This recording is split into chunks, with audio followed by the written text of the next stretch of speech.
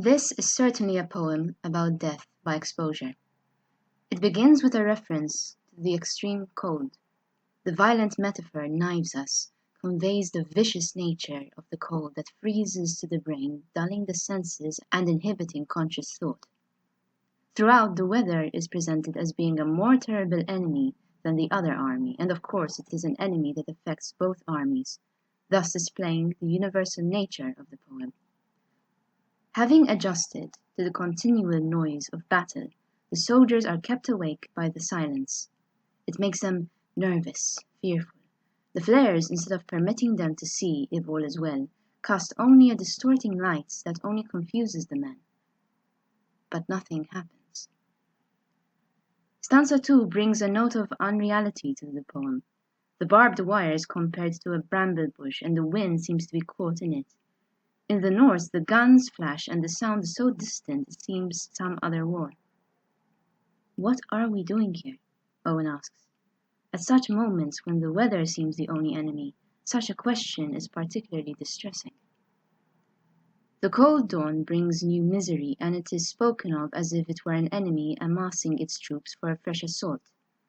The soldiers are so stunned that they only know war lasts, rain soaks, and clothes sag stormy. In stanza 4, enemy bullets fly past them, but they have a more frightening foe to contend with, the weather. The air is now black with snow. The snow appears to fall carelessly at first, but in stanza 5 becomes more sinister and is likened to a stranger. Pale flakes with fingering stealth come feeling for our faces. The men cringe in holes for protection. There they dream forgotten dreams of pleasant times before the war began and wonder, is it that we are dying? In their dream state, the men imagine they are returning to their homes, but they find the doors and shutters closed, the fires low, and crickets and mice the only occupants. So they return to the trenches, where they will die.